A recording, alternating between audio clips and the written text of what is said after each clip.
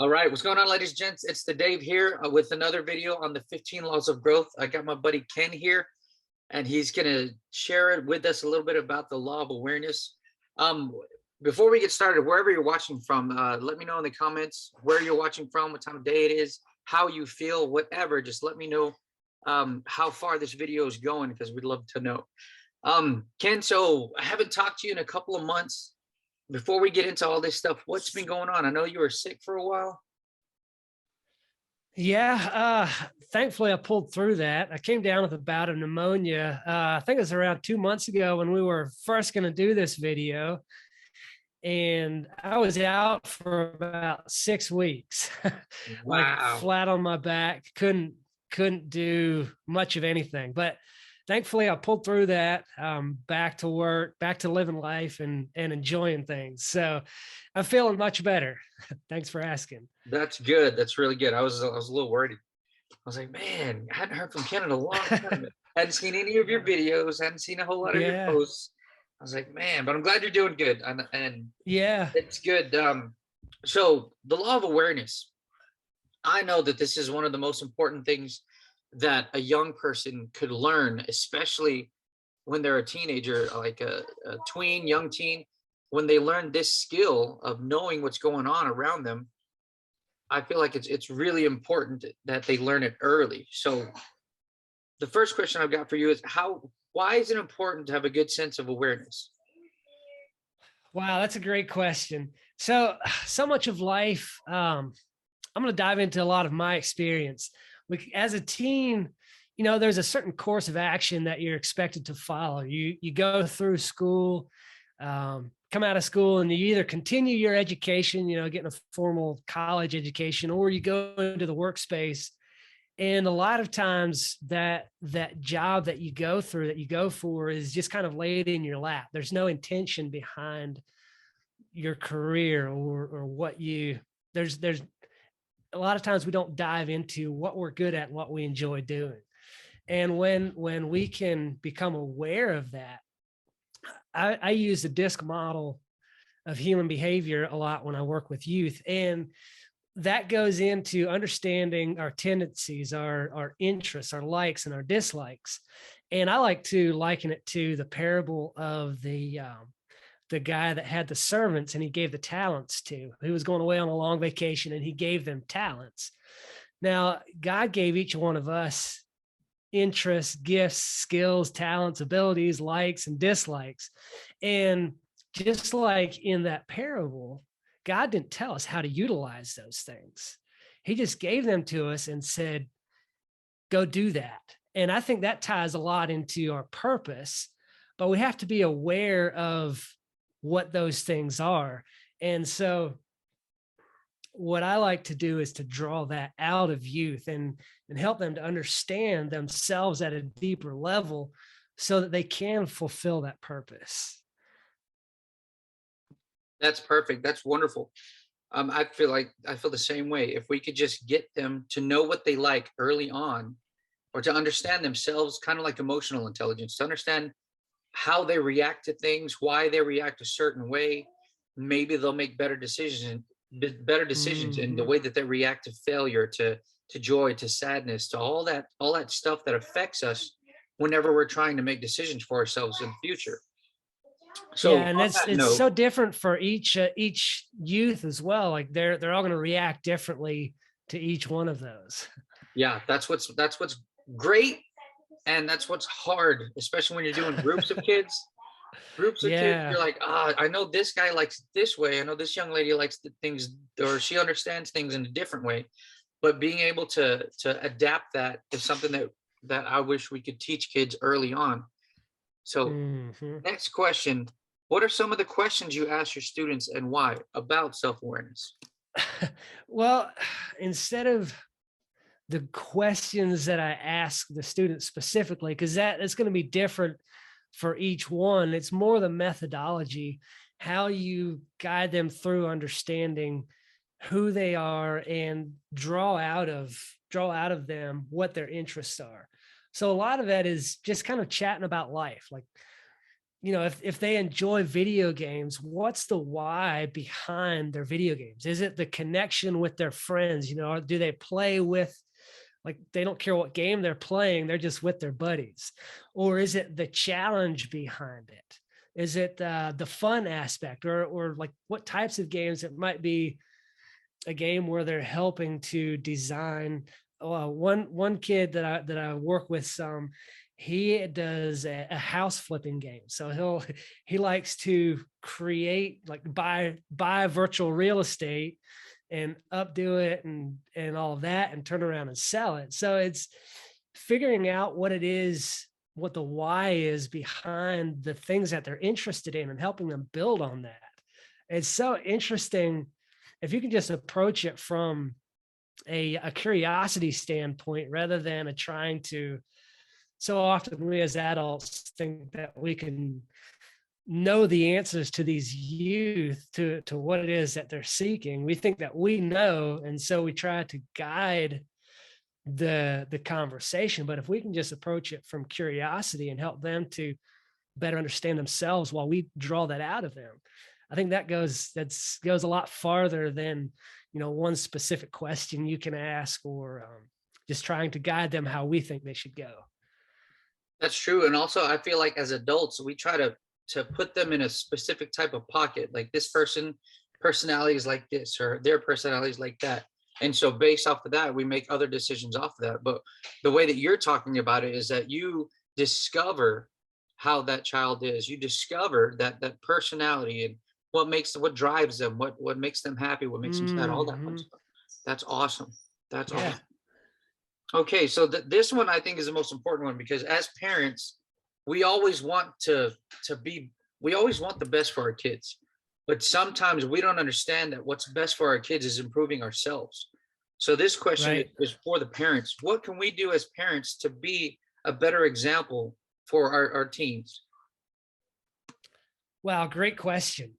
So I'll speak to this from the mentor and the youth leader aspect of it, because I'm not a parent myself, but having come through the teenage years, I kind of remember how that went. So a lot of what we can do is to model what we are trying to teach them. So often there's a disconnect between what parents or youth leaders and mentors and all that. There's a disconnect between what they're teaching and what they're reflecting. So, like, if I'm trying to help these youth figure out what their career is that they would actually enjoy and love doing, and be able to impact the world with, but I'm over here stuck in a job I hate, and not making my own steps towards doing the things I love doing, then they'll see that. Like, a teen, they'll see right through that if what you say and what you do are different things. Like, there's no hiding that. and we think we can deceive them sometimes, but you can't. So the first thing is to model that.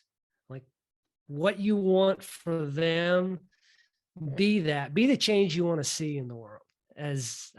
Who was it that said that? I don't remember. I'm bad with quotes. I can remember the quote. I can never remember who said it. I think it was Gandhi. I think it was Gandhi. Yeah, there you go. I was thinking that, but I hate misattributing things. Right. One of the other things is to understand how our youth operate.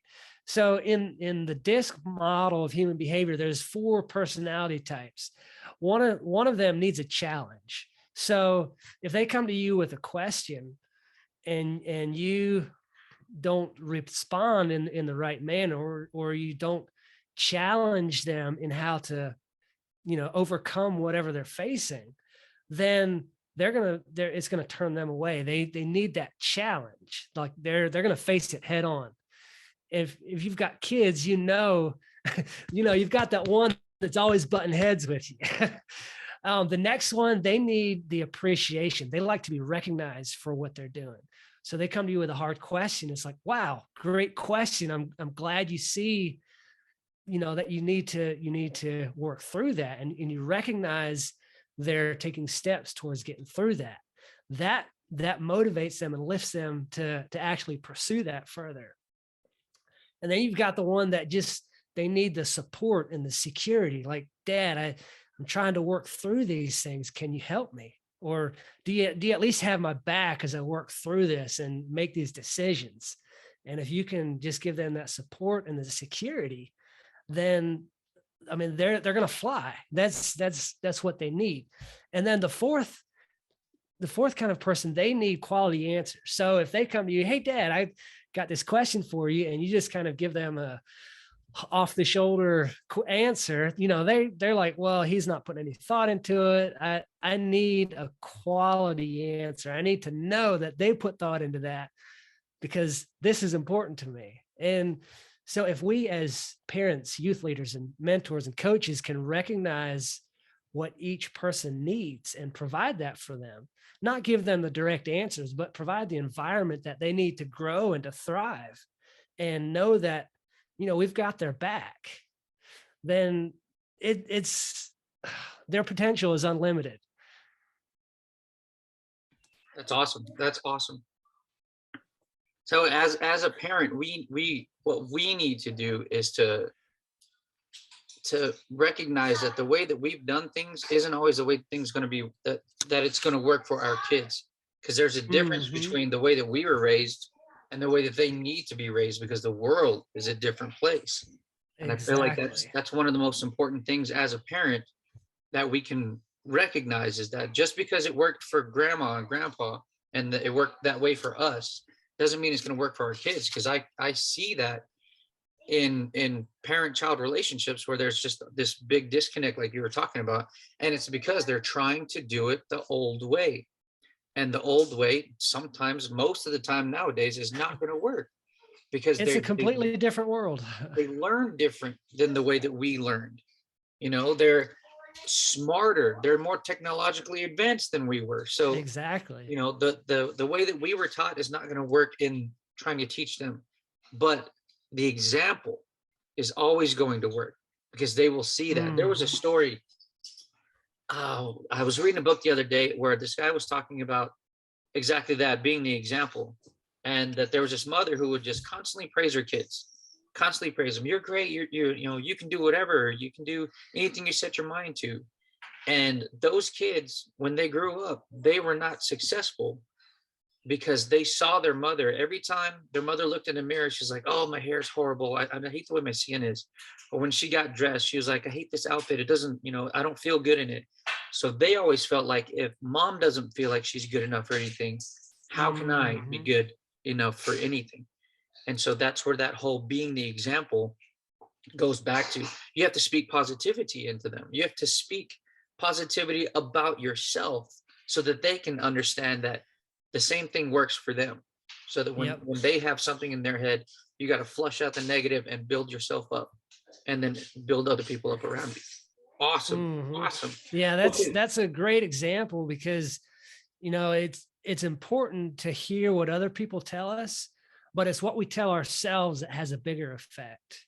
And so they might tell you you can do it, but if they don't, if the parent isn't the example of that, believing that they can do what they want, then what you tell them doesn't help them enough. Like they need to believe and be able to tell themselves, just like you tell yourself. So yeah, that's a great little story. Yeah, they've got to see that you believe in yourself the way that you speak to them, that you believe in them. Yeah. Because when they see that in you, they're like, okay, walking the walk, talking the talk kind of thing. Yep. Awesome. Yep. Okay, so that's all I have for the questions. If someone wants to get a hold of you to talk about more, stuff that you do with teens, what kind of programs are you working on right now? How can they get a hold of you? So you can find me on most social media platforms. Facebook is probably the one that most people are on. I am somewhat active on it, not as much as I had been. I was doing a 100 days live video series, and then when I got sick a couple of months ago, that went by the wayside. So I've been back to doing my live trainings on Wednesdays in my Facebook group, the Teen Catalyst group. So if somebody is interested in how I work with teens and wants to see kind of the content that I have to offer, your best place would be to join the Teen Catalyst group on Facebook, where you can catch my live trainings, and then also check out the Teen Catalyst podcast. Those are the two easiest places to find me. That's awesome, buddy. Thank you. I sure appreciate your time today. For those of you watching, I'm going to put all that information down in the description, so you can just click on the link and go find Ken wherever he's at. We will check back with you here probably in a couple of months and see where you're at, how everything's going, and then see how it goes. All right, buddy? All right. Awesome. Sounds great. Appreciate you, man. We'll talk to you soon. Yeah. Sounds good. All right. Bye. Hold on. I'm going to figure this.